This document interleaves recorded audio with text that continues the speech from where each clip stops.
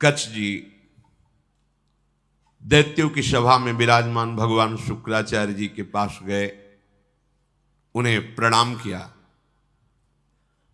और कहा मैं आपसे एकांत में प्रार्थना करना चाहता हूं। भगवान शुक्राचार्य जी ने एक तेजस्वी बालक एकांत समय दिया, प्रणाम करके कहा मैं अंगिरा ऋषि का पौत्र, भगवान बृहस्पति का पुत्र, मेरा नाम कच्छ है और मैं आपका शिष्य होना चाहता हूं। ब्रह्मन, मैं आपको गुरु रूप में वरण करता हूं। मैं 1000 वर्ष तक ब्रह्मचर्य रह करके आपकी सेवा करना चाहता हूं और आप इसके लिए मुझे मना मत करना, इसकी अनुमति दे देना। शुक्राचार्य जी ने कहा कच्छ सुस्वागतम तेस्तु प्रतिगृह्णामि ते वचः अर्चयिष्येह मर्च्यम त्वामर्चितोस्तु बृहस्पति। मुझे बहुत प्रसन्नता हुई कच्छ, तुम्हारे संकल्प का हम स्वागत करते हैं। शिष्य कौन है, किनका है, किस पक्ष का, ये नहीं देखा जाता। यदि वो शिष्यत्व स्वीकार कर रहा है और उसमें वो लक्षण हैं तो बिना किसी संकोच के, बिना कोई विचार के उसको स्वीकार कर लिया जाता है। ये धर्म की मर्यादा है, उसमें फिर नहीं देखा जाता आप कौन, कहां के, कैसे। नहीं, आप में आर्त भाव है, शरणागत होना चाहते हैं, वो स्वीकृत है। मैं तुम्हें स्वीकार करता हूं। तुम्हारा ये जो संकल्प है आदर का पात्र है। तुम्हारा सम्मान करना भगवान बृहस्पति का सम्मान करना है। तब कच्छ ने कहा कि आपने बड़ी हम पर कृपा कर दी। महाकांतिमान कच्छ बड़े ही सुंदर थे। उनके सामने जल लेकर संकल्प किया 1000 वर्ष तक मैं अखंड ब्रह्मचर्य रहूंगा। शुक्राचार्य जी ने कहा मेरे ही भवन में तुम्हें अब रहना होगा और तुम प्रकाशित मत होइए कि मैं बृहस्पति पुत्र हूं, क्योंकि दैत्यों में देवताओं के प्रति द्वेष भाव है, वो अमंगल कर देंगे। और मेरी ये पुत्री देवयानी तुम्हारी ही अवस्था की है, नवकिशोर अवस्था ही, यौवन के पदार्पण की भूमिका को कहते हैं। तारुण्य प्रथमो प्रवेश समय, इसे किशोर अवस्था कहते हैं। तरुण अवस्था की प्रवेश की, अभी जवान नहीं कह सकते, वो प्रवेश स्थिति, ये बड़ी देव स्थिति होती है। तुम हमारी पुत्री का प्रिय करो, उसकी आज्ञा में रहो, अपना ही घर है, ऐसे निर्भय हो के रहो, पर बाहर सावधानी से ही निकलना, क्योंकि दैत्य जन ये जान न पावे कि तुम हमारे पास रहे हो। अभी कोई संजीवनी विद्या की बात भी नहीं की। देवयानी से कहा अब ये यही रहेंगे। 1000 वर्ष तक का इन्होंने नियम पूर्वक ब्रह्मचर्य का संकल्प लिया है। देवयानी जी ने स्वीकार किया उनको। वो सदैव देवयानी के सामने हाथ जोड़कर प्रणाम करना, उनकी आज्ञा में रहना, जैसे गुरु वैसे गुरु पुत्री, ऐसा भाव। 500 वर्ष व्यतीत हो गए ब्रह्मचर्य से रहते हुए और गुरु भवन में सेवा करते हुए। कोई नहीं जान पाया। एक दिन किसी गुप्तचर ने दैत्यराज को बताया कि भगवान शुक्राचार्य के घर में कोई नवकिशोर बालक बहुत ही देदीप्यमान, कांतिवान, काफी समय से रह रहा है। अब 500 वर्ष से कुछ हुआ नहीं था, इसलिए छूट भी हो गई थी। तो जो भविष्यान्नी के लिए गायें थी, उनको चराने के लिए जंगल में चले जाते। गुप्तचरों ने दैत्यों को बताया कि इस समय वो नवयुवक वन में गाय चराने गया हुआ है और एकांत प्रदेश है, और हमने पता लगाया वो युवक कोई और नहीं, बृहस्पति जी का पुत्र कच्छ है। गुप्तचर भी बड़ी विद्या से युक्त होते हैं पूरा, और मुझे लग रहा है कि ये सब एक देवताओं का प्लान है जो संजीवनी विद्या सीखने के लिए भेजा है। अब आपका क्या आदेश है? तो उनका आदेश क्या? उसे मार के फेंक दो, पर ऐसी सावधानी से मार करके उसे अलग अलग करो जिससे शुक्राचार्य जी जिला ना पावे। एकांत प्रदेश में वो गौएं चरा रहे थे, दैत्यों ने जाकर अस्त्र शस्त्र से उन्हें छोटे छोटे टुकड़े काट डाले कच्छ के और कुत्तों को खवा दिया। देखो, एक संजीवनी विद्या के लिए कष्ट सहना, और ये तो अंतिम है, अब संसार चक्र में ही नहीं आना। इसके लिए अगर एक बार कोई हमारे ऊपर प्रहार करे या शरीर छूट जाए तो मेरा घाटा थोड़ी है। शरीर तो वैसे ही छूटना है। अगर मुझे शरीर छोड़ने पर श्री जी मिल जाती है तो सस्ता बड़ा सौदा है, बहुत सस्ता सौदा है। प्राण दिए यह प्रेम न पाइए, और मुझे मिल रहा है तो दौड़ के पहले नंबर में खड़े होना चाहिए। ये तो एक संजीवनी विद्या है, प्राप्त तो है। दैत्यों के पास इतने सामर्थ्यशाली महात्मा भी हैं, क्या उनका स्वभाव बदला? क्या वो आनंद से तृप्त हुए क्या? लेकिन राधा राधा कह के देखो, ये राधा नाम परा विद्या है, अमृत है, तुम्हें तृप्त कर देगा। समस्त कामनाएं भस्म करके, कर्म बंधन से मुक्त करके, प्रेम में डुबोकर श्री जी के पास पहुंचा देगा। जहां न आना है न जाना है, जहां पाना तो खूब है, न गैस बनेगी, न मल बनेगा, न मूत्र बनेगा। दिव्य, न बुढ़ापा है, न कोई पीड़ा है, न कोई रोग है, चिदानंद शरीर। कोई भय नहीं कि कभी हटा दिए जाएंगे, दूसरा आएगा तो हमारी जगह ले लेगा, ऐसा नहीं। बस वहीं विश्राम मिलेगा। चलना है, मन में ठान लो, चलना है। पर यह बात कि जिस मार्ग में हम चल रहे हैं उसमें फूल ही फूल नहीं मिलेंगे, शूल भी मिलेंगे। शूल को देख के डरना नहीं, वो शूल फूल बन जाएंगे। पर आप सोचो कि अब हम तो भजन में चले तो सब जयमाला पहनावे हमें, और हमें प्रणाम करें, नमस्कार करें, तो भूल जाना जब आप अच्छी चढ़ाई पर चढ़ रहे होंगे तो पैर पकड़ के घसीटने वाले हजारों दौड़ पड़ेंगे, पर आपको रुकना नहीं है। बल आपका श्री जी, इसलिए कोई घसीट नहीं सकता, पर विघ्न बाधाएं आपको घेर लेंगी। किसी उत्तम वस्तु की प्राप्ति के लिए बहुत उसे छुपा के रखा जाता है, बड़े विघ्न रखे जाते हैं जिसे कोई अधिकारी ही प्राप्त कर पावे। उनको मार दिया कच्छ को, उनके शरीर के टुकड़े टुकड़े करके कुत्तों को खवा दिया। अब उस दिन गौएं बिना रक्षक के वापस आ गई। देवयानी जी ने देखा कि कच्छ तो आए नहीं, गौएं लौट आई। उन्होंने शुक्राचार्य जी से कहा कि भगवान, आपने अग्निहोत्र कर लिया, सूर्य देवस्थाचल को चले गए, गौएं वापस आ गई, पर कच्छ वापस नहीं आया। मेरा हृदय भयभीत हो रहा है, कच्छ के साथ कुछ अमंगल हुआ। मैं सत्य कहती हूं, मेरा हृदय कभी झूठ इशारे नहीं करता। मेरे हृदय में आ रहा है कि शायद अब कच्छ जीवित नहीं है।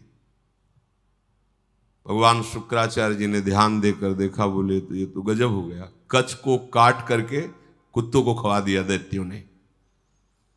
ठीक है, संजीवनी विद्या का प्रयोग किया, हर कुत्ते के पेट से फट फट करके मांस एकत्रित हुआ, कच्छ जिंदा हो गए। ये संजीवनी विद्या, विद्या का बड़ा प्रभाव होता है।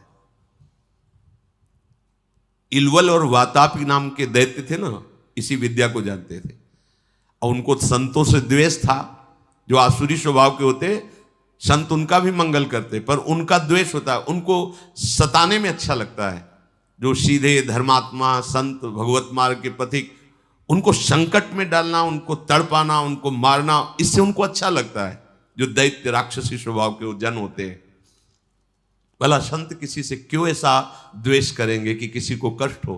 पर देखो ना, पूज्यपाद उड़िया बाबा को काट डाला गड़ासे से, भरी स्वभाव से फव्वारे जैसे निकलते ना, ऐसे खून के फव्वारे निकले। ये दैत्य स्वभाव बड़ा ही कड़ुआ स्वभाव है।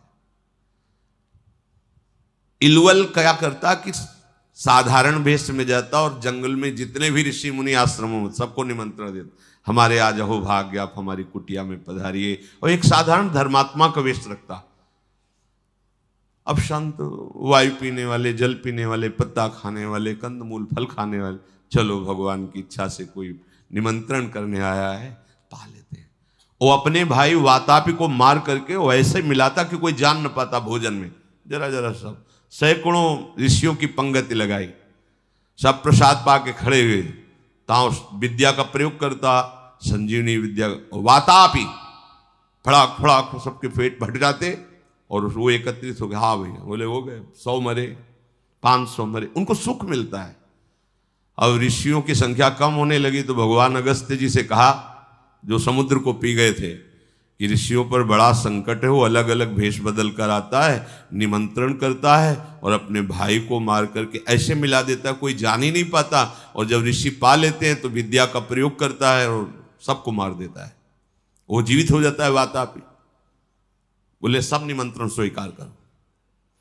अगस्त्य जी बिना निमंत्रण के पहुंच गए, आगे बैठे, बोले भैया थोड़ा हम सबसे ज्यादा पाते हैं, तो पहली पंगत में मैं आगे बैठा हूं, पहले मैं पालूं फिर दूसरे को परोसा जाए। ऋषि तैयार हो ना? सब ऋषियों ने कहा हाँ। अगस्त्य जी ने कहा पहले मुझे उसने वही प्रक्रिया की, अपने भाई वातापी को मार करे, पूरा चाट चाट के सब पा गए अगस्त्य जी।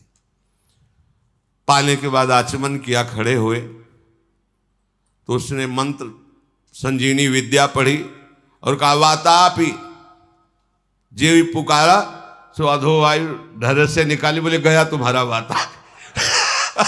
अगस्त्य जी थे जो समुद्र को पी गए, समुद्र, अगाध समुद्र को पी गए, अधो वायु लिख बोले गया तुम्हारा वातापी। तुम साधारण सी सब पच गया, जितनी देर पाया उतने में हमारी जठरांग ने पचा करके हजम हो गया, खत्म तुम्हारा वातापी। कोई विद्या काम नहीं करती ब्रह्म विद्या के आगे, भगवत विद्या के आगे। भगवान बृहस्पति जी ने जो ही ध्यान किया, देखा कि वो तो कुत्तों के पेट में है, संजीवनी विद्या का प्रयोग किया, कुत्तों के पेट फटे और कच्छ जो है मांस जुड़ के पूरा जीवित होकर सामने आ गया। देखते ही देवयानी ने पूछा लौटने में विलंब क्यों कर दिया? तो उन्होंने कहा कि देवी मैं समिधा कुश और काष्ठ गुरु सेवा के लिए ला रहा था, तो एक वृक्ष के नीचे रुका, गौएं भी हमारे साथ थी, वहां कुछ असुरों ने मुझे घेर लिया और पूछा तुम कौन हो? तो मैंने बता दिया मेरा नाम कच्छ, मैं बृहस्पति का पुत्र हूं और भगवान शुक्राचार्य हमारे गुरु हैं, उनकी सेवा के लिए मैं सामग्री ले जा रहा हूं। तो उन्होंने मुझे मार दिया और मार करके कुत्तों को खवा दिया। मेरी स्मृति कभी भंग नहीं होती क्योंकि मैं अखंड ब्रह्मचारी हूं। ब्रह्मचर्य में बहुत बड़ी सामर्थ्य है जिसका महत्व आज नहीं समझा जा रहा है। अगर आपका शरीर स्वस्थ है, किसी औषधियों का सेवन नहीं हो रहा है संसारिक, और आप ब्रह्मचारी हैं, एक बार श्लोक पढ़ लीजिए, वो पूरा टेप हो जाएगा। दोबारा कोई बात सुननी नहीं पड़ती, एक बात सुन लिया पूरा दिमाग में बैठ जाएगा। भारी से भारी मेहनत करने पर कभी थकावट नहीं होगी। 2-4 दिन नींद ना आवे तो आपको परेशानी नहीं होगी, क्योंकि बहुत शीतलता, बहुत धैर्य, गंभीरता, ये सब ब्रह्मचर्य प्रकट कर देता है, तभी उपासना परिपक्व होती है। अब ब्रह्मचर्य नहीं तो स्मरण ही नहीं है, ना प्रभु का स्मरण है, ना अपने लक्ष्य का स्मरण है। जिधर जो प्रवाह हुआ उसी में बहते डोल रहे हैं। शरीर इतने क्षीण हो रहे हैं वासना के कारण कि कुछ भी प्रकृति की मार झेलने लायक ही नहीं रह गए। देखो ब्रह्मचर्य का प्रभाव। कच्छ कह रहे मुझे पूरा स्मरण है, मेरी स्मृति कभी भंग नहीं होती। जब हमारे गुरुदेव ने संजीवनी विद्या का प्रयोग किया तो फिर मैं जीवित होकर तुम्हारे सामने उपस्थित हूं। कच्छ ने जब अपने मारे जाने की बात कही तो देवयानी बड़ी सावधान हो गई कि कच्छ को अब गाय चराने नहीं भेजना। दैत्यों को तो पता था कि हमने मारकर खवा दिया। अब तो एक दिन सेवा के लिए कुछ पुष्प की आवश्यकता हुई तो देवयानी ने कहा पास के ही जंगल से पुष्प ले आइए। दैत्य दूर से निगरानी रखते थे, उन्होंने देखा कच्छ तो जिंदा है, जाकर के सोचा कच्छ जिंदा है, बोले वापस फूल लेके ना जाने पावे, अब की क्या करें? बोले मारो, मार के जलाओ, जला के राख जो है समुद्र में बहा दो। जब पुष्प ही लौट करके नहीं आए कच्छ पुष्प लेकर के, तो देवयानी ने फिर प्रार्थना की कि शाम होने जा रही, पुष्प तो सुबह लेने भेजा था, अभी तक कच्छ वापस नहीं आए। शुक्राचार्य जी ने कहा, ध्यान धर के देखा, बोले कच्छ को मार के जला के समुद्र के जल में प्रवाहित कर दिया, मतलब जल में मिला दिया। तो उनका भगवान यदि कच्छ पुनः वापस नहीं आएंगे तो मैं भी जीवित नहीं रहूंगी, क्योंकि इतने वर्षों से हमारी आज्ञा में सेवा में रह रहे तो हमारा एक अपनापन हो गया है। तो उनका देखो चाहे जितनी बार जिलावें वो प्रयोग यही करेंगे, बार बार उन्हें मारेंगे, कभी ऐसा वो बुद्धिमानी से प्रयोग करेंगे कि संजीवनी विद्या का प्रयोग करने वाला ही नहीं रहेगा, इसलिए तुम भूल जाओ कच्छ को। तो उनका ऐसा नहीं हो सकता, जो आपकी शरण में आपको उसकी रक्षा करनी ही पड़ेगी। जो संजीवनी विद्या का प्रयोग किया, लहरों से राख निकली, राख शरीर धारण किया, फिर कच्छ के रूप में आके पुष्प लेके सेवा में उपस्थित हो गए। बड़ी विद्या में सामर्थ्य होती है। गुप्तचरों ने बताया कि कच्छ है अभी गुरु भवन में, मार के जला के। अब वहां हुआ कि सुनो, अब की बार ऐसा करो कि कोई उपाय ही न रह जाए संजीवनी विद्या के प्रयोग का। तो किसी कार्य हेतु जे भी गुरु भवन से बाहर निकले, कच्छ उनका अपहरण कर लिया। कच्छ को मार करके जलाया, जला करके छान करके उस राख को सुरा में मिला करके अंगूर आदि के रस में और शुक्राचार्य जी के ही पास पहुंचा दिया। जो सेवा में था जो ही दिया, भगवान शुक्राचार्य पी गए। शुक्राचार्य जी पी गए। देवयानी ने कहा पूरा दिन हो गया कच्छ के दर्शन नहीं हो रहे। अब बताया बार बार, वो अगर हम संजीवनी विद्या का प्रयोग भी करेंगे तो मार ही डालेंगे, इसलिए तुम छोड़ो, क्यों चिंता करते हो। उन्होंने कहा भगवान आप ये निश्चित समझ लीजिए कि शरणागत हैं वो हमारे, और मैं उनकी रक्षा किए बिना जीवित नहीं रह सकती। आपसे सच कहती हूं, यदि मैंने कच्छ का दर्शन नहीं किया तो अपना जीवन नष्ट कर दूंगी। प्यार तो होता ही परिवार के जनों से। शुक्राचार्य जी ने कहा बेटी, बृहस्पति का पुत्र कच्छ इस बार ऐसी घटना में स्थित है, या तुम्हारे पिता रहेंगे या कच्छ रहेगा। देवयानी तुम शोक छोड़ो, रो मत। तुम्हारी जैसी विवेकशालिनी और शास्त्र स्वाध्याय करने वाली युवती के लिए ऐसा रोना या ऐसी बात कहना मैं जीवन त्याग दूंगी, ये उचित नहीं है। असंभव है अब जिलाना कच्छ को। बोले क्यों?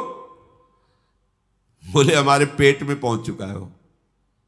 ध्यान के द्वारा देखा कि अंगूर आदि के रसों में सुरा मिला के उनको पिला दिया। बोले कच्छ को हम ही को पिला दिया गया।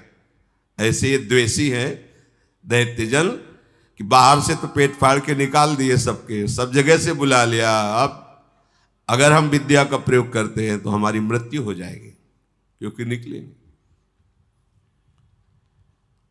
देवयानी ने कहा कि मेरे दुख को अगर दूर करना चाहते हैं तो कच्छ को बुलाना ही पड़ेगा। तो उन्होंने कहा इसमें कोई संशय नहीं कि दैत्य लोग बहुत द्वेषी हैं। मेरे शिष्य को मार डाला है भयंकर स्वभाव वाले दैत्य। ये जानते नहीं कि मैं कितनी सामर्थ्य से युक्त हूं, फिर भी मेरे शरणागत को कष्ट दे रहे हैं, विरुद्ध आचरण कर रहे हैं। मुझे लगता है कि अब इनके परास्त होने का समय आ गया है। जब कोई गुरुद्रोह करता है तो उसके नाश का निश्चित समय आ जाता है। इस तरह का अपराध चाहे वो देवराज इंद्र क्यों न हो, उसको भी भयभीत करके परास्त कर देता है। जो ब्रह्मचर्य के पालन में रत है, मेरी आज्ञा में रहता है, मुझे बहुत प्रिय है, उसका कोई अहित करे तो मानो मेरा ही अहित कर रहा है।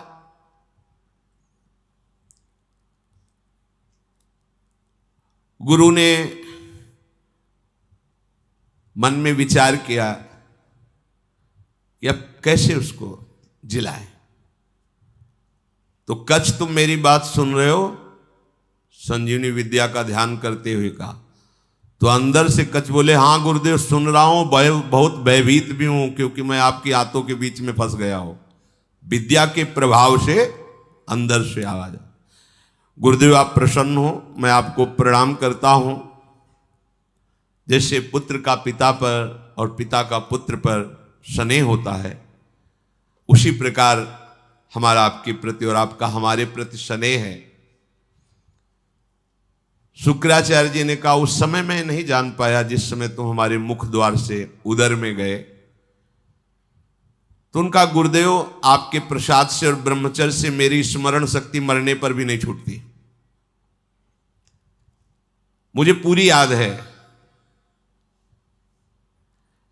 यदि आपने संजीवनी विद्या का प्रभाव किया और मैंने आपके पेट को फाड़ा तो सबसे बड़ा कलंकी मैं कहलाऊंगा कि गुरुदेव की हत्या करने वाला है। गुरुदेव, यद्यपि मैं कष्ट में हूं, पर मैं आपके पेट को, आप ऐसा संजीवनी विद्या का प्रयोग मत कीजिए जिससे आपकी मृत्यु हो जाए। मैं हर क्लेश सह सकता हूं, लेकिन गुरु के विरुद्ध नहीं चल सकता। आचार्यपाद, असुरों ने मुझे मार करके मेरे शरीर को जलाकर चूर्ण बना करके और अंगूर आदि के रस में मिलाकर आपको पिला दिया है। ब्राह्मी, आसुरी, दैवी तीनों मायाओं के आप ज्ञाता हैं। आपके होते हुए कोई भी माया उल्लंघन नहीं कर सकती। शुक्राचार्य जी ने कहा, बेटी दूसरा कोई कार्य कहो तो तुम्हारा प्रिय कर दें। अब कच्छ को बचा पाना बड़ा कठिन है, थोड़ी देर में मेरी आते कच्छ को पचा लेंगे। मेरे उदर के विदीर्ण होने के सिवा कोई दूसरा उपाय नहीं रह गया। अगर मैं ब्रह्म विद्या का प्रयोग करता हूं तो मेरे उदर में वो जीवित होंगे, उनका उदर, मेरा उदर फटेगा, मैं मर जाऊंगा।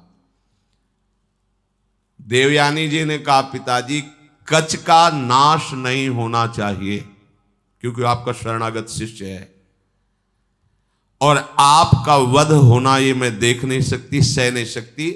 आप बड़े प्रवीण हैं, दोनों के बीच का रास्ता निकालिए। शुक्राचार्य जी ने कहा, बृहस्पति के पुत्र कच्छ, तुम हमारी बात सुन रहे हो? देवयानी तुम पे प्रसन्न है और मैं भी तुम्हारा हित करना चाहता हूं,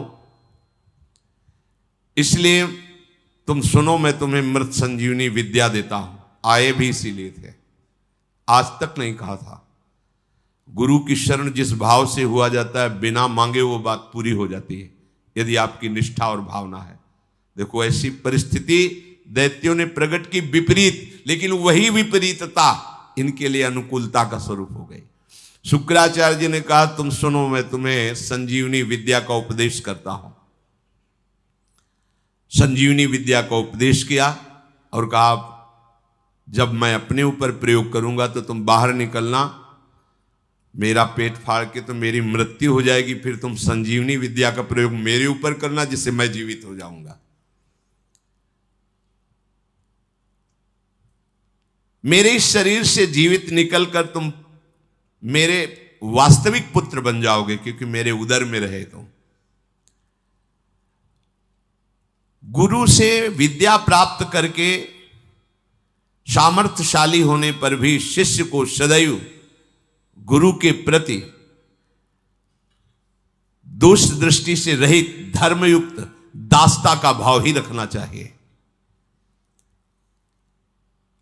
तो भगवान शुक्राचार्य से संजीवनी विद्या प्राप्त करके उन्होंने कहा, हाँ प्रभु मेरी स्मरण में आ गई संजीवनी विद्या। जे ही प्रयोग किया, संजीवनी, शुक्राचार्य जी का पेट फटा और कच्छ बाहर निकले। बड़ा ही तेजस्वी स्वरूप संजीवनी विद्या प्राप्त करने के बाद और हो गया कच्छ का, मानो मूर्तिमान वेद रूप धारण करके आ गए हो। शुक्राचार्य गुरुदेव को भूमि में मृत पड़ा देख करके उन्होंने अपनी गुरु विद्या संजीवनी का प्रयोग किया। जे ही प्रयोग किया ते ही उठ खड़े हुए भगवान शुक्राचार्य, साष्टांग प्रणाम किया। गुरुदेव, मैं विद्या से शून्य था, उस दशा में आपने मेरा पालन पोषण किया और अत्यंत दुर्लभ मृत संजीवनी विद्या दी, जो अमृत धारा है। कोई भी महात्मा ऐसा कैसे हो सकता है कि अपने ऐसे उपकार करने वाले गुरुदेव को कभी भी दुखी कर सके। आप ही मेरे मां हो, आप ही मेरे पिता हो। हे गुरुदेव, हम जिस कार्य के लिए आए थे वो कार्य पूर्ण हुआ, पर मैं सदैव आपका हूं, आपका दास हूं। जब जैसी आज्ञा आप हमें जरूर दीजिएगा। गुरु की कृपा के बिना कोई भी विद्या सिद्ध नहीं होती।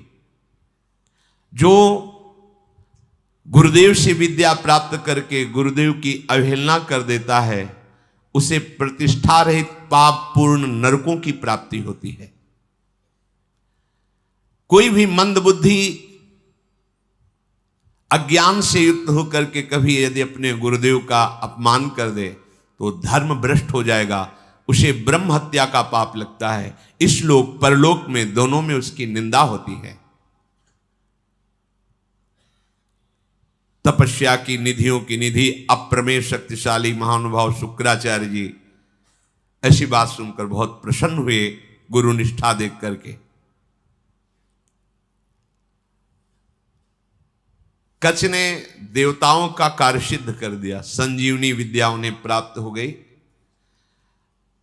पर वो 1000 वर्ष पूरा करने के लिए अपने गुरु की सेवा में रहे। फिर प्रणाम किया और कहा, अब मुझे अपने घर जाने की अनुमति दीजिए। जब कच्छ का व्रत पूरा हो गया, गुरु ने उनको जाने की आज्ञा की, तो देवयानी ने कहा, हमारी सेवा में रहे हो, मेरी आज्ञा के बिना कैसे जा सकते हो? आप उत्तम कुल विद्या तपस्या इंद्रिय संयम से सुशोभित हो रहे हो। महायशस्वी महर्षि अंगिरा जिस प्रकार मेरे पिताजी के लिए माननीय है, उसी प्रकार आपके पिता बृहस्पति मेरे लिए आदरणीय और पूजनीय है। तपोधन, अब मैं जो बात कर रही हूं उस पर ध्यान दीजिए।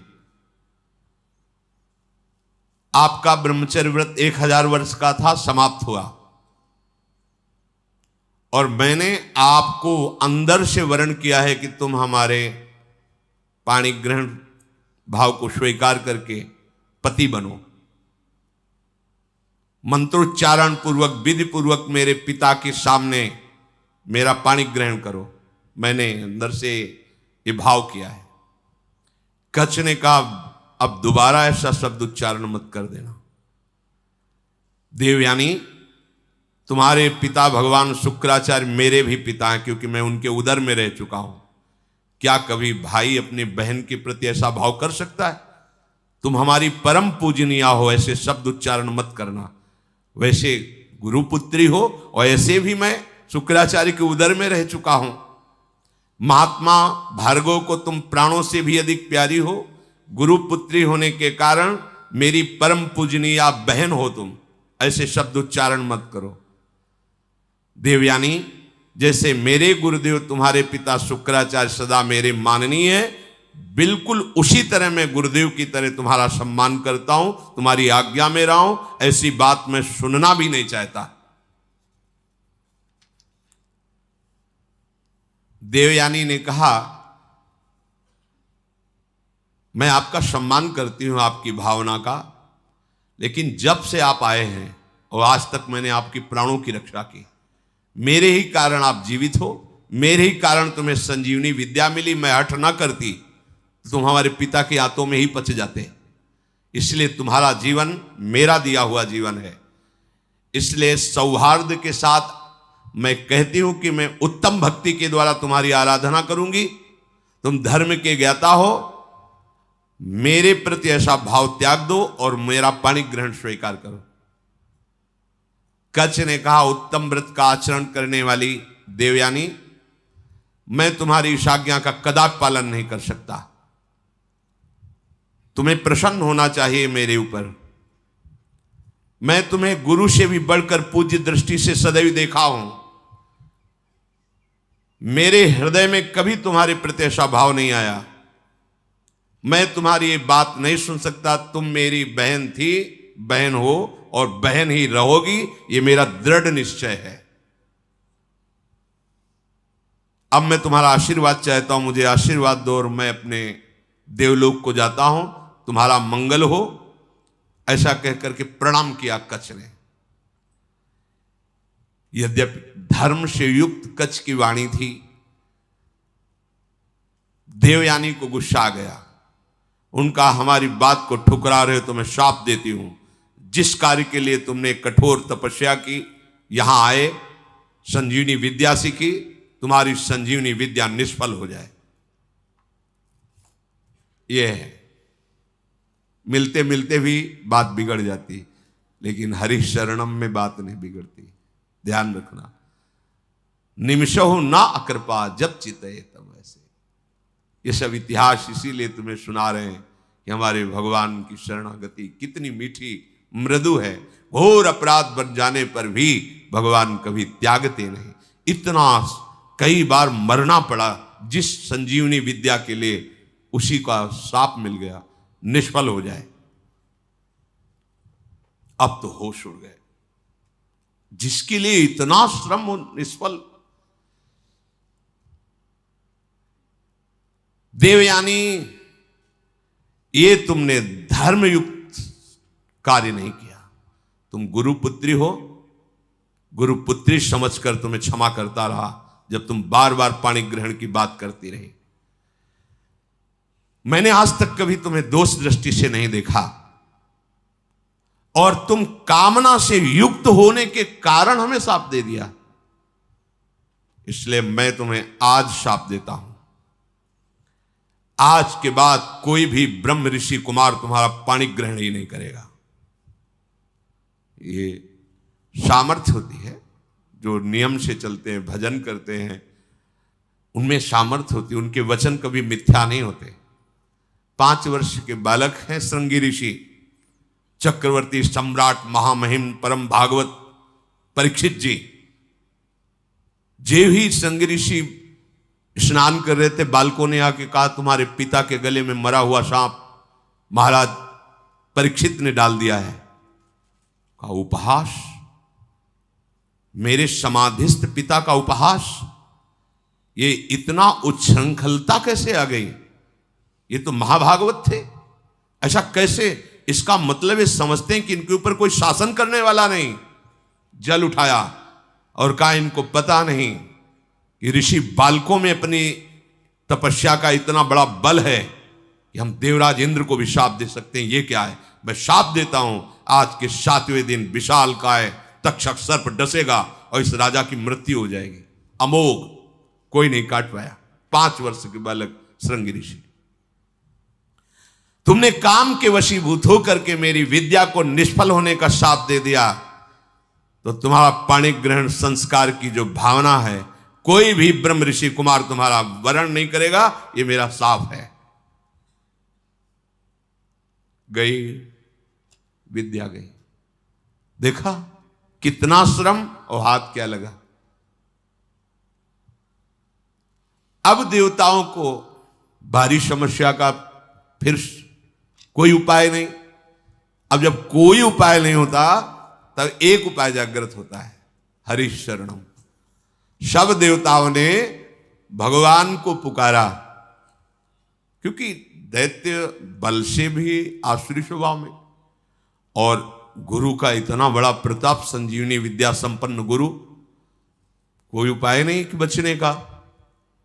प्रार्थना ब्रह्मा जी से की। ब्रह्मा जी, भगवान शंकर, शव देवता, सुमेरु पर्वत जो 4 लाख योजन का है, वहां एकत्रित हुए और भगवान की सबने प्रार्थना की, स्तुति की।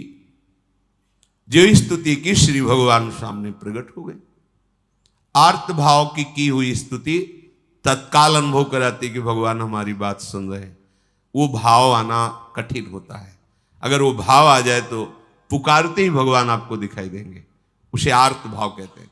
जैसे गजेंद्र ने आर्त भाव में पुकारा, द्रौपदी जी ने आर्त भाव, एक क्षण भी नहीं लगा भगवान उपस्थित हो। ऐसे समस्त देवता, भगवान ब्रह्मा शंकर आदि ने जब आर्त भाव से भगवान को पुकारा कि एकमात्र भगवान श्री हरि ही अब हमारी रक्षा कर सकते हैं, वही उपाय कर सकते हैं। जे भी भगवान श्री हरि सुमेरु पर्वत पर प्रकट हुए, समस्त देवता, ब्रह्मा जी, भगवान शंकर ने देखा कि जैसे करोड़ों सूर्य एक साथ उदय हो गए हो, ऐसी आभा प्रकट हुई। किसी भी देवता की नेत्रों में सामर्थ्य नहीं थी उस आभा की तरफ देख सके। इसलिए इस श्लोक आता है सुधा, तेजो रूप निकुंज एव कलयन नेत्रादि पिंड स्थितम। निकुंज ऐसा तेजोमय है कि किसी की सामर्थ्य नहीं देख सके। जब लाडली जी की सखियों की कृपा होती, जो आचार्य रूप से आई, वो जब दिव्य नेत्र देते तब निकुंज को करोड़ों सूर्य एक साथ जैसे प्रकट हो गए, ऐसी कांति प्रकट हुई। सबकी आंखें चौंधिया गईं, सब बेसुध हो रहे हैं। भगवान ब्रह्मा शंकर आदि सावधान होकर के सुंदर झांकी की। उस तेज के बीच में मरकतमणि पन्ने के समान स्वच्छ श्यामल शरीर, जैसे कमल के भीतरी भाग के समान सुकुमार नेत्र, लाल लाल डोरियां, चमकता हुआ करोड़ों बिजलियों की कांति वाला पीतांबर, सर्वांग सुंदर श्याम शरीर, रोम रोम से सुंदरता फूट पड़ रही है।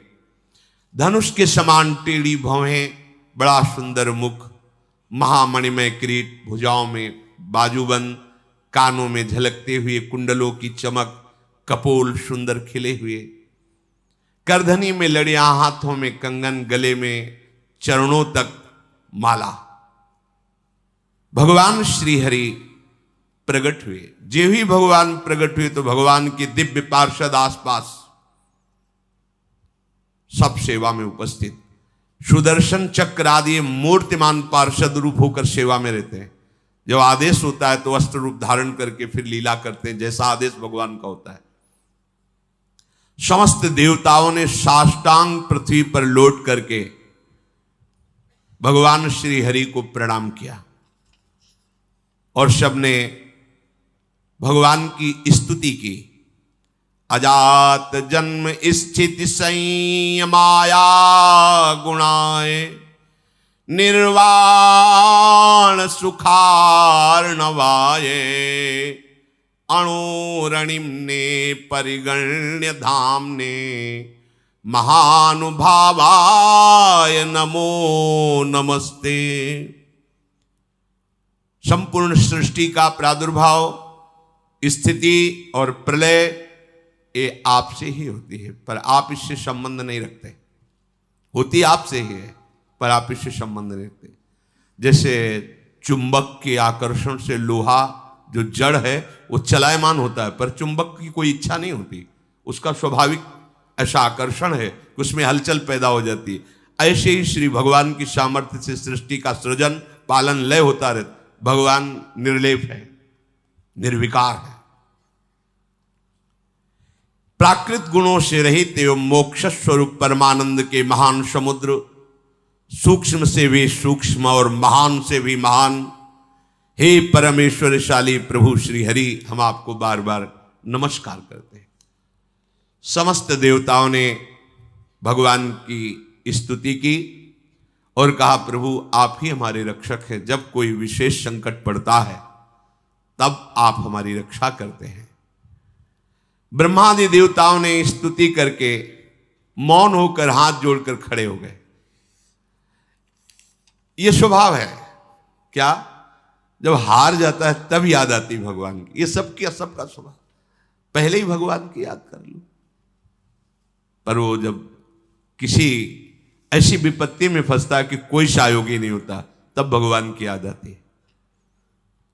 सब हाथ जोड़कर खड़े हो गए। समस्त लोकों के एकमात्र स्वामी भगवान श्री हरि ने कहा, ब्रह्मा, शंकर और समस्त देवताओं, सावधान होकर सुनो। ये मेरी सलाह है इससे तुम सबका मंगल होगा। इस समय तुम्हें यह समझना चाहिए कि गुरु की कृपा है दैत्यों के ऊपर। तुम युद्ध में परास्त नहीं कर सकते। गुरु मेहरबान तो चेला पहलवान। भगवान कह रहे हैं तुम परास्त नहीं कर सकते असुरों पर। काल का एक छत्र कृपा प्रसाद है, क्योंकि वो गुरु सेवा में है, शुक्राचार्य जी को अनुकूल किए हुए हैं। उनकी इस समय कोई भी अभ्युदय या अवनति नहीं कर सकता। हमारा विचार है कि इस समय तुम्हें अस्त्र शस्त्र रहित होकर उनकी सभा में जाना चाहिए, नमस्कार करना चाहिए, उनसे मित्रता करनी चाहिए और फिर एक बड़ा कार्य का अनुष्ठान करो। जब तुम्हारा कार्य सिद्ध हो जाए फिर तुम भले उनसे लड़ाई करना। तुम्हारा कार्य होगा समुद्र मंथन, जिससे अमृत निकलेगा। उस अमृत को तुम पी लोगे तो संजीवनी विद्या की जरूरत ही नहीं। कोई देवता मरेगा ही नहीं, पर अमृत अकेले नहीं निकलेगा, मंथन में प्रयत्न करेंगे वो भी, पर वो अहंकार और द्वेष से युक्त होने के कारण उस अमृत के अधिकारी नहीं है। वो अमृत तुम्ही को मिलेगा। वो अमृत का प्रभाव है, जरा सा भी मुख में चला जाए तो कभी वो मरेगा नहीं। लेकिन ये अमृत पीकर देवता भी परम शांत या परमानंद में निमग्न नहीं है। वो भी अंदर से भयभीत रहते हैं, उनके अंदर भी कामनाएं हैं। इसलिए ये अमृत काम का नहीं है अपने। कौन सा अमृत? अपने लिए काम का। राधा नाम सुधा रसम। सुधा माने होता है अमृत। अमृत रस राधा राधा राधा, जहां पूर्ण निर्भयता, किसी से द्वेष ही नहीं। हरिवंश नाम लीन जे अजात शत्रु ते सदा। व्यवस्था मैं करूंगा। मंदराचल की मथानी होगी, वासुकी नाग की नेति होगी, समुद्र का मंथन करने की पूरी व्यवस्था मैं करूंगा। आलस्य प्रमाद छोड़कर विश्वास करो और जाओ। हाथ जोड़ो, प्रणाम करो दैत्यों को और उनको मिलाओ, अपने मित्र बनाओ और फिर ये बताओ कि दोनों मिलकर समुद्र मंथन करें और उसमें से अमृत निकलेगा और हम सब पान कर लेंगे। वो राजी हो जाएं। बिल्कुल क्रोध मत करना और जो कुछ भी निकले मेरे इशारे के बिना तुम स्वीकार करने की चेष्टा मत करना। देवताओं को आदेश देकर भगवान श्रीहरि उन्हीं के बीच में अंतर्धान हो गए। उनके चले जाने पर ब्रह्मा शंकर ने उस दिशा को नमस्कार किया जिधर भगवान अंतर्धान हुए। देवराज इंद्र, वायु देवता, अग्नि देवता, बड़े बड़े लोकपाल ईश्वर कोटि के जो देवता हैं, ये कोई अस्त्र नहीं, कोई शस्त्र नहीं, सर झुकाए हुए दैत्यों की सभा में प्रवेश। बड़े बड़े सेनापति, दैत्यों के उद्भट, देवताओं को परास्त करने की सामर्थ्य रखने वाले, अपने अपने अस्त्र संभाल लिए। और उनमें हुआ कि जब अस्त्र नहीं लिए और सर झुका के, अरे इसका मतलब ये युद्ध के लिए नहीं है, इसका मतलब ये संधि भावना से आ रहे हैं। उन्होंने अपने अपने अस्त्र नीचे उतारे। देवता लोग गए और हाथ जोड़कर ऐसे किया। ऐसे ही काम बनता है। अगर अमृत पद प्राप्त करना है ना, तो जो गाली दे तो भी हाथ जोड़ना पड़ेगा। ये भगवान की सलाह है। अगर अमृत पद प्राप्त करना है तो देखो, यहां किसी का कोई यश व्यस नहीं रहता। पढ़ के देख लो, एक से एक सब माया सब धूल डालती चली है। किसका यश है? किसका यश है? एक समय आता है कि एक आदमी का यश फैल जाता है। दूसरा समय आता है कोई जानता नहीं कौन था, क्या कैसा, धूल में मिल गया। ये यश, ये कीर्ति, ये प्रणाम, ये नमस्कार, रुपया, पैसा, बिल्डिंग, माया, ये सब छलावा है। केवल जीने के लिए इन वस्तुओं को अपना आराध्य मानकर समय नष्ट करना बड़ी मूढ़ता होगी। अखंड भगवान का स्मरण चल रहा है, अब वो जैसे रखें उनका कार्य है। अपना लक्ष्य केवल प्रभु होना चाहिए। प्रभु के सिवा और कुछ सब व्यर्थ है, सब व्यर्थ है। मरे तो क्या रह गया, क्या रह जाएगा? आप देखो कितने बड़े बड़े यशस्वी जन हुए हैं, बलवान, धर्मात्मा, कौन जानता है? भगवान का नाम नहीं ले रहे तो तुम्हारा नाम क्या लेंगे? और यहां इतनी बुद्धि हमारी देहाभिमान से युक्त है कि अगर परोपकार के लिए छोटा सा पौशाला भी खोलेंगे तो पूरे परिवार का मैं जिला पता तक, नंबर तक उसमें डाल देंगे। ऐसा देहाभिमान पूर्ण। अगर एक पंखा लगाएंगे तो हर पंखुड़ी में वो नाम लिखा होगा, जिला लिखा होगा, बाप माता का सबका नाम, मतलब एक पंखे से ही पूरे पितर तर जाएंगे। ऐसा देहाभिमान पुष्ट है कि हमारा नाम हो, हमारी कीर्ति हो। अरे भगवान का नाम तुम नहीं जप रहे हो तो तुम्हारा नाम कौन जपेगा? तुम्हारी कौन कीर्ति गाएगा? इसलिए यदि अमृत पद प्राप्त करना है तो झुकना सीखो, सर झुकाना सीखो सबके चरणों में, क्योंकि सब में मायाधीश भगवान गुप्त रूप से विराज। वो देख लेंगे कि अहंकार रहित हो, तुम्हें अमृत पद दे देंगे। भगवान ने सलाह दी, यदि तुम्हें अमृत पान करना है तो तुम्हें सर झुकाना पड़ेगा। इसीलिए भगवान के भक्तों को देखो, कितना भी सताया जाए कभी विरोध नहीं करते। जोई जोई प्यारो करे सोई मुहि भावे। समस्त संपत्तियों से सेवित, असुर सेनापतियों से सुरक्षित उस सभा में देवताओं ने कहा कि हमारे मन में एक विचार आया है, क्या आप लोग सहयोग करेंगे? हम दोनों मिलकर के यदि समुद्र मंथन करें और उससे अमृत निकलेगा, पक्का निकलेगा, हमें विश्वास है, क्योंकि भगवान ने बताया था। अगर आपको जचे तो आप स्वीकृति दे दो तो उपाय किया जाए अमृत मंथन का। तो वहां शंबर, अरिष्ट नेमी, त्रिपुर निवासी बड़े बड़े बलवान दैत्य बैठे थे। उन्होंने कहा अमृत मिल जाएगा तब तो सब बढ़िया बात बन गई। अब इसमें समझौता की क्या बात है? हम सब एक ही है, चलो समुद्र मंथन प्रारंभ करते हैं। सबने मंथन के लिए स्वीकृति दे दी, समुद्र मंथन के लिए। भगवान ने बताया था कि मंदराचल की मथानी होगी, 11,000 योजन ऊपर, 11,000 नीचे। एक योजन का मतलब 4 कोस, 11,000 का मतलब 11 का मतलब 44,000 कोस, 44,000 कोस ऊंचे। और नीचे मूल जड़ भी 11,000 उखाड़ के लाना है समुद्र के समीप, और इसकी मथानी बनानी है। मंथन किसका हो रहा है? समुद्र का। अब बड़े बड़े बलवान देवता दैत्य मंदराचल को ललकारते हुए, गरजते हुए उखाड़ तो लिया, पर फिर संभाल नहीं पाए तो सैकड़ों देवता और दैत्य चटनी बन गए, इतना बड़ा पहाड़।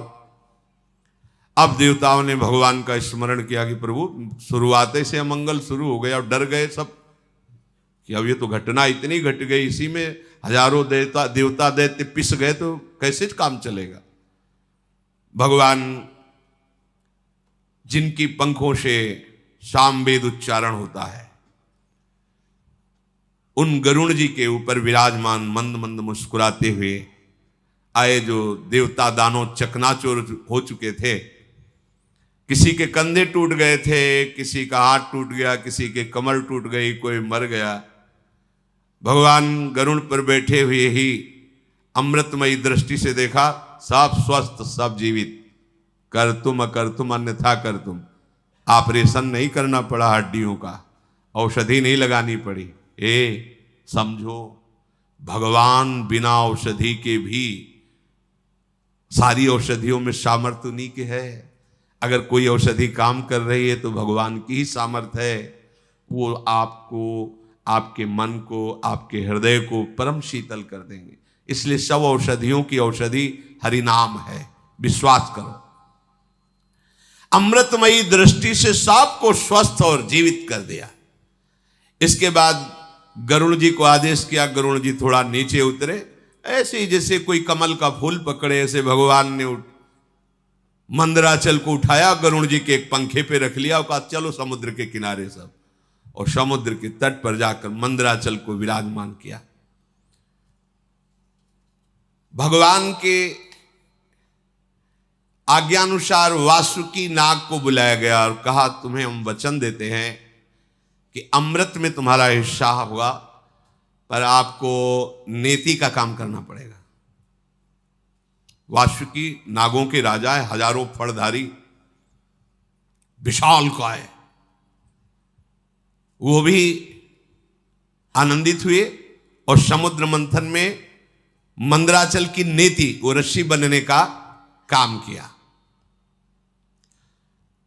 अब उत्साह सहित मंदराचल को समुद्र में पधराया गया।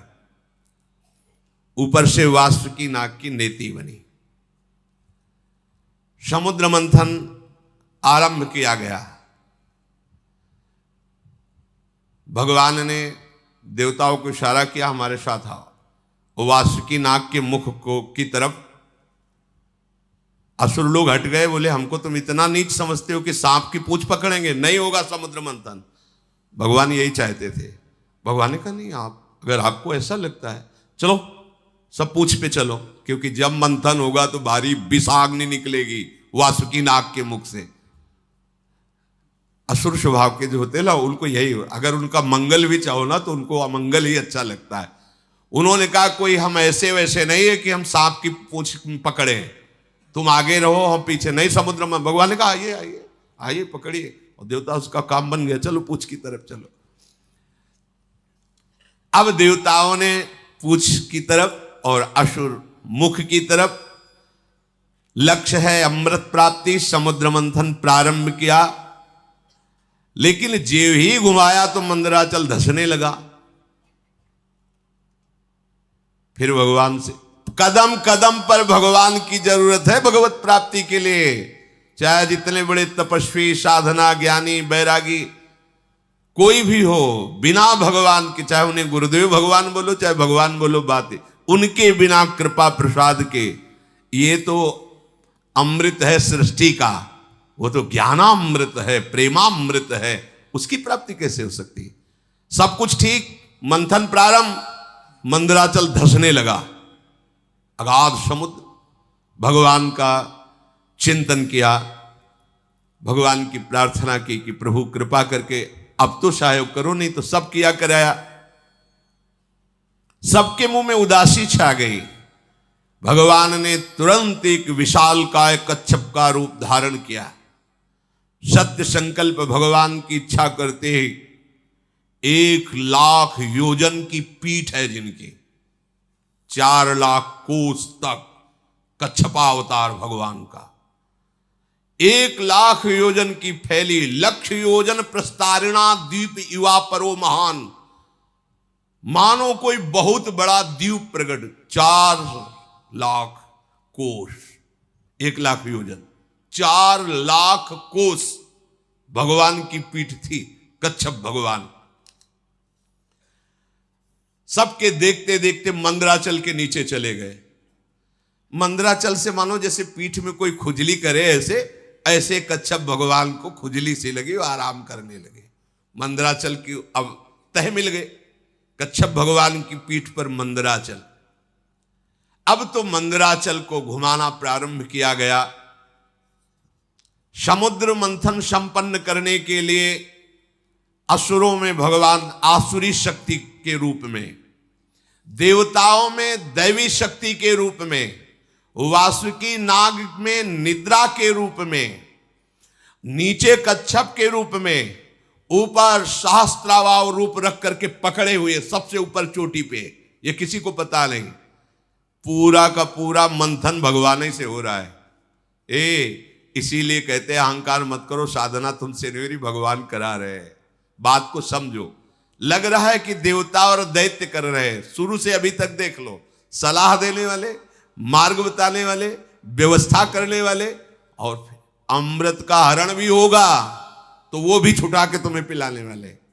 अगर भगवान श्री हरि का आश्रय नहीं लिए तो ये तो प्रकृति के मंथन से, प्राकृतिक ही तो है समुद्र, और यहां ज्ञान समुद्र के मंथन से प्रेमामृत का पान करना है। इनमें बिना जगत गुरु श्री कृष्ण के कौन विजय प्राप्त कर सकता है? बोले इसमें गुरु की क्या आवश्यकता है, तो चल के देख लो, मिल ही जाए तो बता देना आके। आज तक किसी को मिला हो, इतिहास साक्षी हो तो बता देना। बिना गुरु का आश्रय लिए, और वो गुरु भगवान ही है। भगवान गुरु, गुरु भगवान। अब समुद्र मंथन बड़ी दृढ़ता से प्रारंभ हुआ। जेवी समुद्र मंथन प्रारंभ हुआ, वासुकी नाग के मुख से विष उगलना प्रारंभ। आप देवता सुरक्षित है पूंछ की तरफ, दैत्य झुलस रहे हैं, देवताओं की तरफ देख रहे हैं तो हल्की हल्की फुहारें आ रही शीतल। क्यों? भगवान के जिस पक्ष में है उनके पक्ष में हो ना, तो वहीं विष की ज्वाला और वहीं शीतल फुहारें। भगवान कह रहे समूहम सर्वभूतेषु, देखो समूहम, जो नीचे की पंक्ति में कहा जो मेरा भजन करता है, पक्षपात ले लेते हैं भगवान।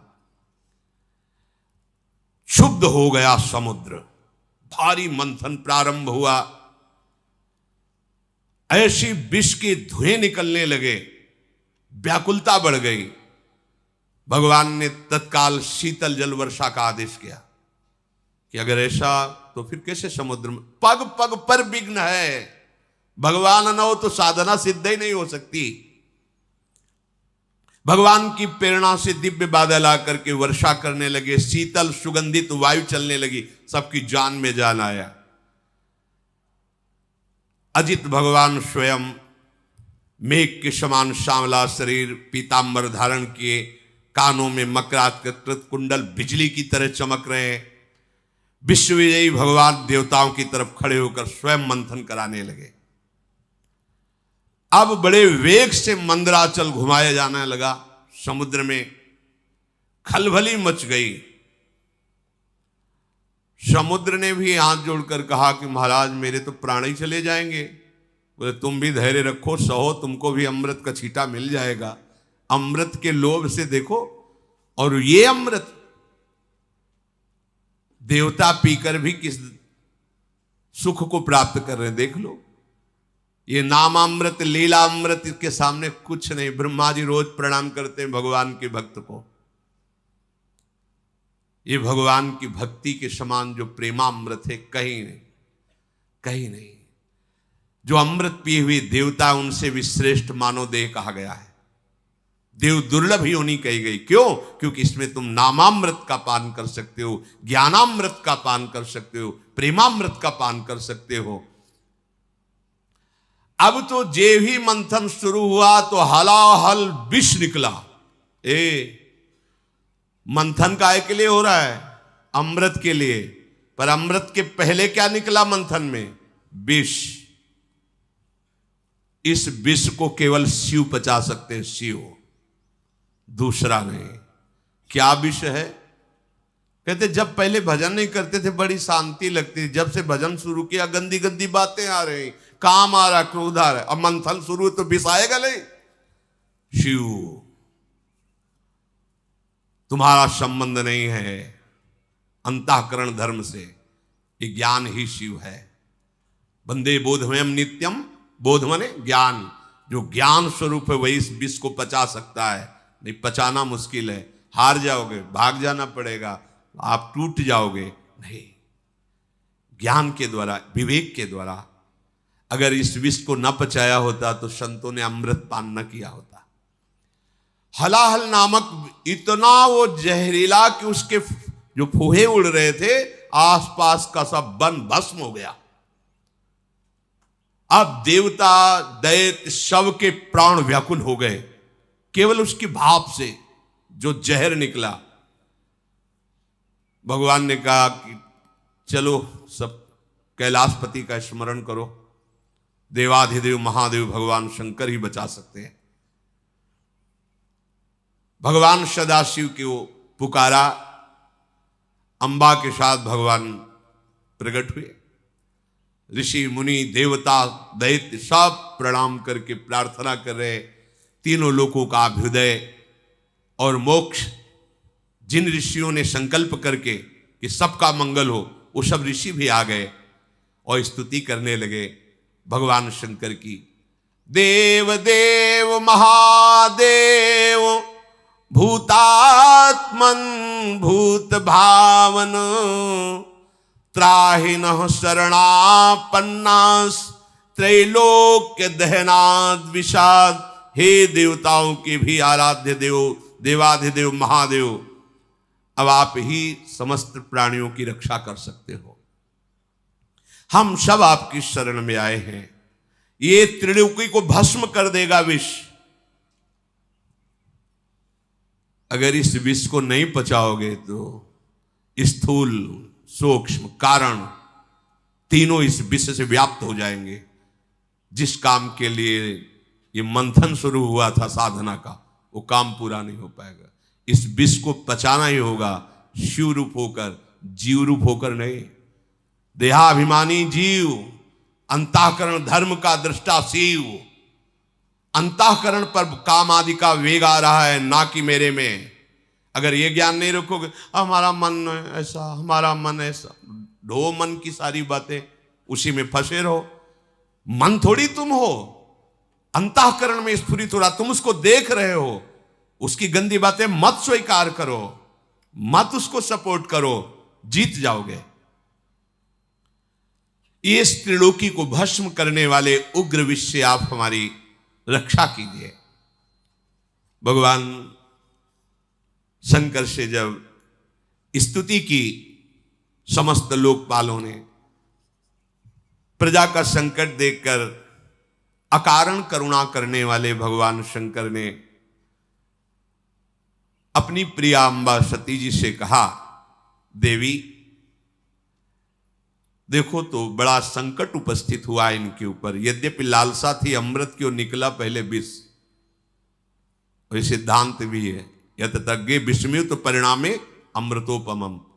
ये विष जैसा लगता है, 2 बजे उठना और फिर दिनचर्या करना, ब्रह्मचर्य से रहना, भजन की भावना में डूबना, किसी से कोई भी व्यवहार नहीं, मनोरंजन नहीं, ये सब विष जैसा लगता है। इसका परिणाम अमृत होगा। अब मेरा कर्तव्य बनता है कि मैं इन्हें निर्भय कर दूं। सबकी रक्षा करना सामर्थ्यशालियों की सामर्थ्य का प्रयोग है। सज्जन पुरुष अपने क्षणभंगुर प्राणों की भी बलि देकर दूसरे की रक्षा करते हैं। देखो, कोई भी कार्य करने के पहले अपने अर्धांग से अनुमति लेना ही चाहिए। यहां प्रमाण दे रहे हैं जगत गुरु भगवान शिव, सती जी से कह रहे हैं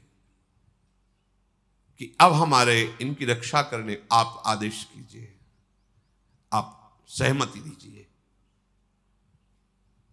उनके ऊपर कृपा करना ही है, और इस कृपा से मुझे पता है कि मुझे श्री हरि का प्रेम प्राप्त होगा, क्योंकि श्री हरि के ही द्वारा प्रेरित ये कार्य हो रहा है। चराचर जगत में जब श्री हरि प्रसन्न हो जाते हैं तो फिर उसको और कुछ प्रसन्न करना बाकी नहीं रहता किसी के लिए। मैं इस विष का भक्षण करूंगा।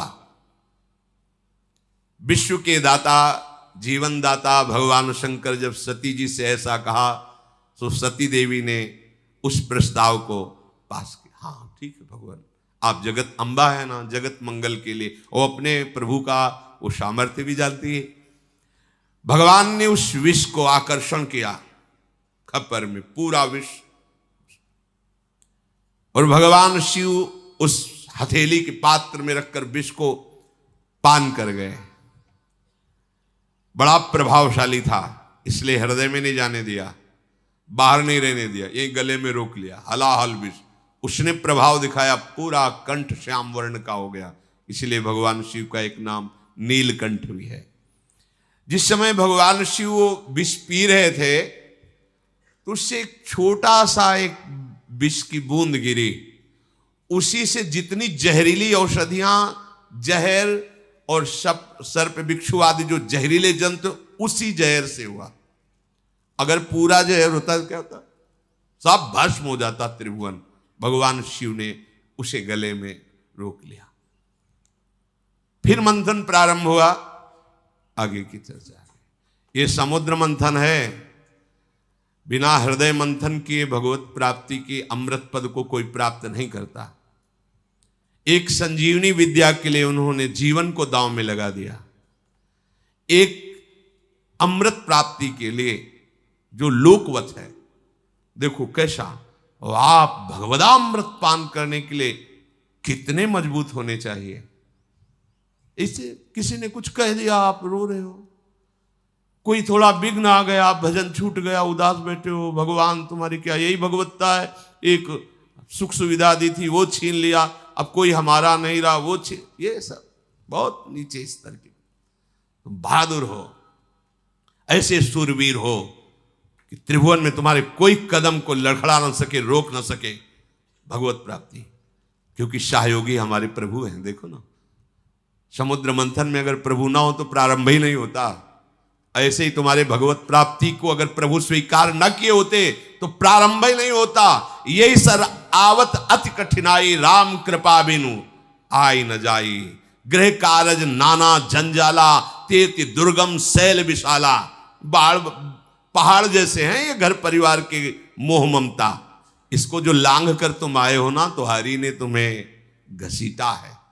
वही अमृत पद तक सहयोग करते हैं और वही अमृत पद के रूप में मिलते हैं। इसलिए साधक को कहा जाता है कर्ता भाव छोड़ो। ये मत सोचो कि आप कुछ कर रहे हो, आपसे प्रभु करा रहे हैं। जैसे समुद्र मंथन में सब कुछ प्रभु कर रहे हैं। मंदराचल लाने वाले, सलाह देने वाले अर्थात प्रेरणा करने वाले, फिर मंदराचल को लाने वाले, फिर मंदराचल को रोकने वाले, फिर ऊपर से मंदराचल को दबाने वाले, वासुकी नाग में निद्रा के रूप में, देवताओं में दैवी शक्ति के रूप में, असुरों में आसुरी शक्ति के, वही सब रूप में कर रहे हैं। हमारे जो भी भागवतिक साधना होती मेरे प्रभु मेरे हृदय में बैठकर करा रहे हैं। कर्ता भोक्ता भाव नष्ट हो जाएगा, अमृत पद की प्राप्ति होगी। भगवान ही इस विषैले काम क्रोधादि से हमारे को बचाते हैं, अपनी सामर्थ्य नहीं। कभी किसी को अहंकार नहीं करना चाहिए। यदि जितेंद्री हो, धर्म से चलते हो, भजन कर रहे हो तो भगवान की कृपा से कर पा रहे हो। अगर उनकी कृपा का छत्र हट जाए तो अभी आपको दिखाई देगा आप कुछ नहीं हो, कुछ नहीं हो। जहां कहीं किसी बड़े महात्मा को कभी ऐसा लगा तो भगवान ने अनुभव करा दिया। जैसे देवर्षि नारद जी बहुत बड़े महापुरुष हैं, काम विजयी, जरा सा लगा तो आपने चरित्र सुना। दुर्वासा जी बड़े महान महात्मा है, कोई साधारण थोड़ी, भगवत स्वरूप है, लेकिन जरा सा अहम आ गया तो देखा त्रिभुवन में भागे घूमे। अगर कहीं किसी को कोई भी विभूति नजर आती है अपने में तो भगवत कृपा को देखो, अहंकार मत करो, क्योंकि वास्तविक भगवत कृपा से ही मार्ग चला जाता है। शेष चर्चा आगे। श्री